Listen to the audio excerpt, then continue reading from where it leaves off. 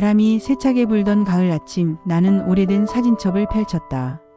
남편의 웃음이 담긴 사진이 아직도 선명했다. 평생 무뚝뚝했지만 건강하고 성실했던 사람. 웬만한 감기도 하루면 이겨내던 사람이었는데 어느 날 갑자기 심장이 망가져 쓰러졌다. 의사는 길어야 2달이라 했고 나는 믿을 수 없었다. 그때부터 내 하루는 온전히 남편을 위한 시간이 되었다. 식단을 짜고 약을 챙기고 물 마시는 양과 소변 양까지 기록했다. 남들이 보면 고생이라 했지만 나는 고생이라 생각하지 않았다. 아프면 챙기는 게 당연했고 그는 내 사람이었으니까. 간병은 쉽지 않았다. 몸이 자주 쑤셨고 밤잠도 설쳤다. 그러나 남편이 내 손을 잡아주거나 미소 지을 때면 모든 피로가 사라졌다. 차가운 겨울날 보일러가 고장나 물수건으로 몸을 닦아주던 기억, 귤 한 조각을 먹고 달달하며 속삭이던 순간, 짧아진 호흡 사이로 내 이름을 눈빛으로 부르던 모습, 그 모든 시간이 내겐 사랑의 증거였다. 사람들은 내 인생이 없어졌다 했지만 사실 그때 나는 누구보다도 깊이 사랑하고 있었다.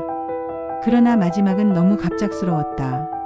어느 늦가을 저녁, 남편은 내 손을 꼭 잡더니 마지막 눈빛을 남기고 세상을 떠났다. 나는 장례를 치르고 홀로 된 집에 돌아와 남편이 좋아하던 된장국을 끓였다. 텅 빈 자리에 밥상을 차려놓고 사진을 보며 속삭였다. 당신 이제 고생 끝이에요. 그래도 나는 당신 옆에 있어서 좋았어요. 그 순간까지만 해도 나는 남편을 세상에서 가장 고마운 사람이라 믿었다. 하지만 일주일 뒤 전화 한 통이 내 삶을 흔들었다. 고인께서 남기신 유언장 관련해 확인할 게 있습니다. 변호사 사무실에서 받은 봉투에는 남편 이름이 적혀 있었다. 유언장을 펼친 순간 낯선 이름이 눈에 들어왔다. 본인의 전 재산은 장다현에게 남긴다. 내 이름은 어디에도 없었다. 순간 머리가 얼어붙었다. 장다현, 나는 그 이름을 어렴풋이 기억했다. 남편의 휴대폰에서 본 적 있었다. 물었을 때 그는 회사 후배야, 사정이 딱해서 도와주는 중이야 라고 했다. 그 말을 믿었다. 하지만 이제 그 이름이 유언장에 당당히 적혀 있었다. 변호사는 덧붙였다. 남편은 생전에 부동산 일부와 보험 수익자를 이미 장다현과 그 자녀로 바꿔두었다고. 자녀라는 단어가 날 더 무너뜨렸다. 우리의 자식들은 오래전 집을 떠나 멀리 살아가고 있었다. 그런데 이 자녀는 내가 모르는 아이들이었다. 남편이 남몰래 만든 또 다른 가족. 내가 병든 남편을 지극정성 돌보던 시간, 그는 다른 집에서 아빠라 불리고 있었다. 집으로 돌아와 남편의 휴대폰을 열었다. 충격은 더 깊어졌다. 메시지, 사진, 대화창 곳곳에 장다현의 이름이 있었다. 오빠, 이번 달 생활비는 조금 늦게 보내도 괜찮아요. 병원비가 더 중요하잖아요. 아이가 아빠 언제 오냐고 물어요. 그 순간 숨이 막혔다. 내가 밤새 곁을 지켜주던 그 시간에 그는 다른 세계에서 또 다른 삶을 살고 있었던 것이다. 분노와 허무, 배신감이 한꺼번에 몰려왔다. 제사상 앞에서 나는 사진을 보며 중얼거렸다. 그래요. 당신 결국 그랬군요. 죽기 전에 단 한 번이라도 말해주지 그랬어요. 내가 이렇게까지 지킬 필요 없었다고. 그 후 나는 변호사를 찾아 하나씩 정리했다. 집 문제, 보험 문제, 절차는 쉽지 않았지만 속인 세월을 그대로 묻어두고 싶지 않았다. 그 사람은 더 이상 내 남편이 아니었다. 내 인생에서 가장 오래 거짓말한 사람일 뿐이었다. 그런데 어느 날 뜻밖의 방문자가 찾아왔다. 멀리 떠났던 딸이 현관 앞에서 나를 끌어안고 울었다. 엄마, 이제 다 잊어요. 아빠는 평생 엄마 힘들게 했잖아요. 이제 저랑 같이 살아요. 엄마 그동안 고생한 거 저 다 알아요. 그 말에 내 안에 쌓였던 벽이 무너졌다. 남편은 배신으로 나를 떠났지만 딸은 내 곁에 남아 있었다. 그 따뜻한 품에 안겨 나는 다시 숨을 쉴 수 있었다. 그날 이후 나는 조금씩 삶을 다시 세워갔다. 딸과 함께 밥을 지어 먹고 내가 담근 김치를 맛있다 말해주는 소리를 들으며 웃을 수 있었다. 배신은 깊은 상처를 남겼지만 결국 누군가는 내 편으로 남는다는 사실이 나를 살렸다. 사랑은 때로 썩기도 하고 상처로 남기도 한다. 하지만 끝내 나를 붙잡아주는 이는 있었다. 나는 바닷가로 나가 작은 종이에 글을 적었다. 정석, 이제는 미워하지 않을게. 속였어도 그래도 한때 내 사람이었으니까. 남은 날은 나를 위해 살 거야. 그 편지를 병에 넣어 바다에 띄웠다. 파도는 편지를 멀리 데려갔고 나는 오랜만에 가슴이 가벼워짐을 느꼈다. 장면 23. 부산에서의 만남. 골목 안작은 식당. 점심 장사를 마친 뒤에 조용함이 남아 있었다. 은주는 설거지를 하다 우리를 보고 놀랐다. 접시를 떨어뜨렸다. 나는 이름을 말했다.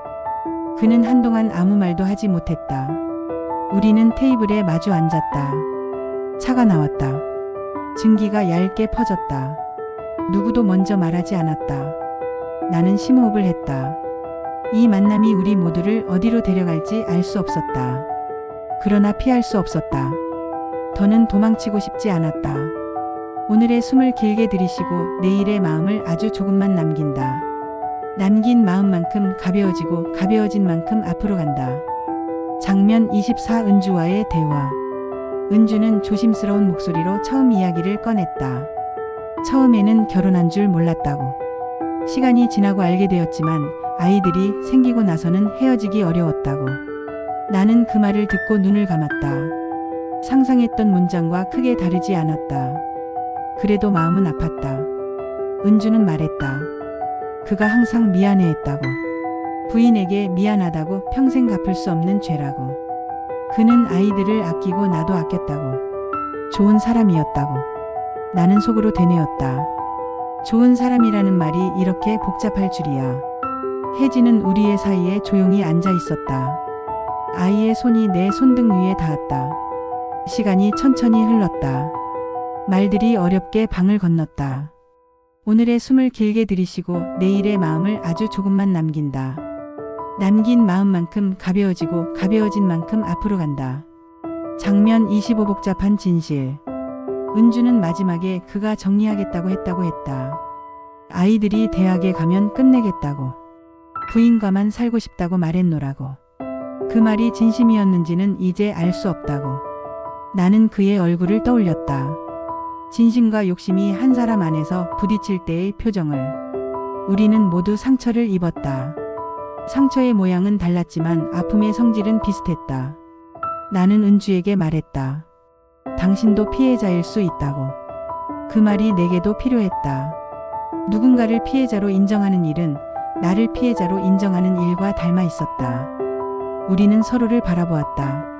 서로를 원망할 힘이 줄어들었다. 대신 조용한 연민이 생겼다. 오늘의 숨을 길게 들이쉬고 내일의 마음을 아주 조금만 남긴다. 남긴 마음만큼 가벼워지고 가벼워진 만큼 앞으로 간다. 장면 26. 돌아가는 길. 배를 타고 제주로 돌아오는 길, 가판 난간에 기대의 바다를 보았다. 바람이 얼굴을 스쳤다. 소금기가 눈썹에 가볍게 앉았다. 혜진이 물었다. 마음이 좀 가벼워졌냐고. 나는 고개를 끄덕였다. 복잡하지만 호흡은 쉬워졌다고. 바다는 아무 일도 모르는 듯 제갈 길을 갔다. 물 위에 빛이 잔잔하게 흔들렸다. 나는 느렸다. 느린 속도는 나쁜 게 아니었다. 오래가는 속도였다.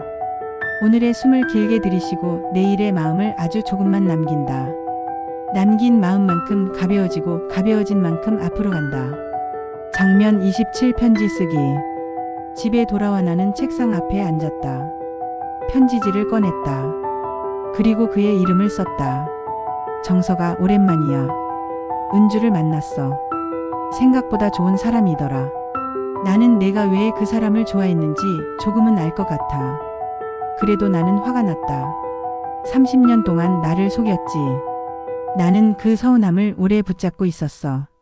하지만 우리의 시간이 모두 거짓이라고는 말하고 싶지 않아. 내가 나를 아꼈던 순간들도 있었으니까. 미안해했던 마음도 있었을 거야. 이제 나는 나를 위해 살려고 해. 혜진과 함께 작은 하루를 하나씩 채우면서. 편지를 다 쓰고 나서 나는 한참 동안 펜을 내려놓지 못했다. 손이 떨렸다. 떨림이 잦아들 때까지 기다렸다. 오늘의 숨을 길게 들이쉬고 내일의 마음을 아주 조금만 남긴다. 남긴 마음만큼 가벼워지고 가벼워진 만큼 앞으로 간다. 장면 28. 바다에 띄우는 편지. 다음 날 우리는 바닷가로 갔다. 새벽의 공기가 맑았다. 나는 편지를 병에 넣고 고무마개로 막았다. 손바닥의 열이 유리 너머로 전해졌다. 혜진이 물었다. 정말 보내냐고. 나는 고개를 끄덕였다. 나는 병을 물 위에 올려놓았다. 파도가 병을 천천히 끌고 갔다. 멀어지는 병을 바라보며 나는 말했다. 잘 가. 이제 편히 쉬어. 그 말은 그에게만 한 말이 아니었다. 나에게도 한 말이었다. 이제 놓아주자고. 오늘의 숨을 길게 들이쉬고 내일의 마음을 아주 조금만 남긴다. 남긴 마음만큼 가벼워지고 가벼워진 만큼 앞으로 간다. 장면 29 6달 후. 반년이 지났다. 우리는 작은 카페를 열었다. 이름은 바다카페다. 창밖으로 바다가 보인다. 손님들은 커피를 들고 바다를 본다. 나는 매일 아침 유리창을 닦는다. 물자국이 지워지면 내 마음도 조금 맑아진다. 혜진은 메뉴를 적는다. 손글씨가 단정하다. 벽에는 작은 엽서들이 붙어 있다. 관광객이 와서 묻는다. 왜 바다카페냐고. 나는 웃으며 말한다. 바다가 늘 여기 있어서요. 웃는 연습이 어느새 자연이 되었다.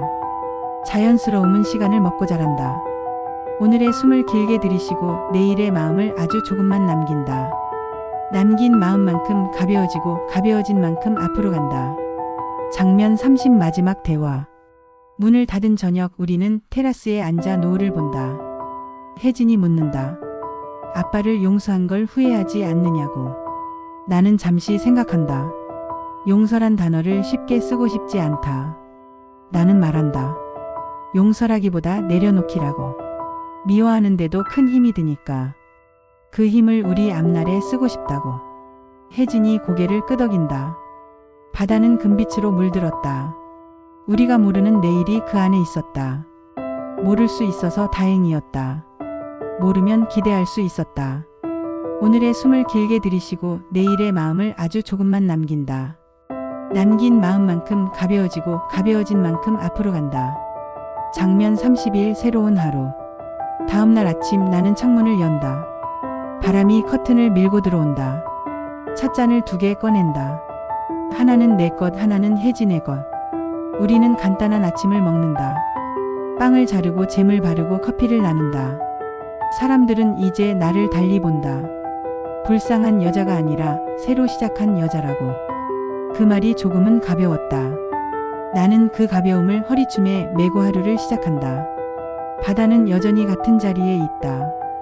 가져간 것을 가져가고 남을 것을 남긴다. 나는 오늘도 여기에 산다.